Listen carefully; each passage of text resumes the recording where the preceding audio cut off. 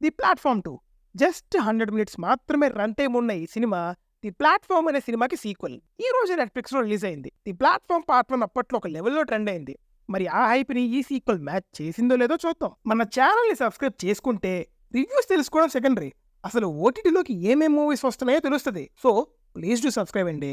Movie చూశాక ఒక మంచి థ్రిల్లర్ సినిమా చూసానే ఫీలింగ్ వచ్చింది. ఇప్పుడు స్పాయిలర్స్ ఏం లేకుండా ఇన్ డీటెయిల్డ్ రివ్యూలోకి వెళ్ళిపోదాం. పార్ట్ 1 జరిగిన వరల్డ్ లోనే పార్ట్ 2 కూడా ఉంటుంది.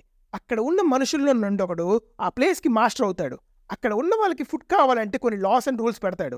అవి ఎవరు ఫాలో అవ్వకపోయినా కాన్సిక్వెన్సెస్ దారుణంగా ఉంటాయి. మరి అక్కడ ఉన్న మనుషులు ఫాలో అయ్యారా లేదా అపోజ్ చేశారా అనేది remaining part of the film. First part లో ఉన్న ట్రోప్స్ ని ఫాలో అవుతూ కొన్ని డాట్స్ ని బాగా కనెక్ట్ చేశారు.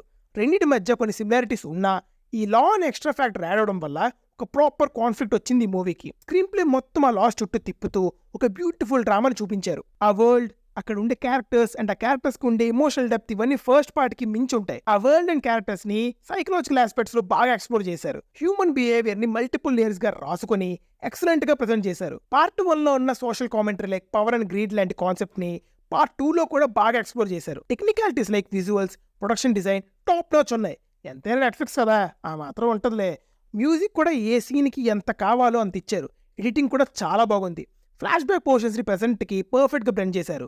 లీడ్ యాక్టర్స్ గా చేసిన మిలనా స్మిత్ మంచి పర్ఫార్మెన్స్ ఇచ్చారు. ఒక చిన్న రోల్లో చేసిన కెవూచ్ కెరియర్ కూడా ఇంప్రెస్ చేశారు. బట్ ప్రాబ్లం ఏంటంటే కొన్ని సీన్స్ రిపీట్ చేశారు. ఇంకొన్ని సీన్స్ ఆల్రెడీ ఫస్ట్ పార్ట్ లో చూసినవే ఉంటాయి. మళ్ళీ ఇప్పుడు పార్ట్ 2 లో కూడా సిమిలర్ సీన్స్ ఉండేసరికి ఆ పోర్షన్స్ వరకు డిస్కనెక్ట్ అయిపోయి బోర్ ఫీల్ అవుతాం. వాటిని అలానే కాకుండా ఇంకొంచెం యూనిక్ గా ప్రెజెంట్ చేయాల్సింది. కొన్ని అడల్ట్ సీన్స్ ఉన్నాయి. సో ఫ్యామిలీతో చూడొచ్చా లేదా మీరే డిసైడ్ చేసుకోండి. వెళ్ళే ముందు ఈ వీడియోని లైక్ చేయండి. Signing off team movies for you. Bye.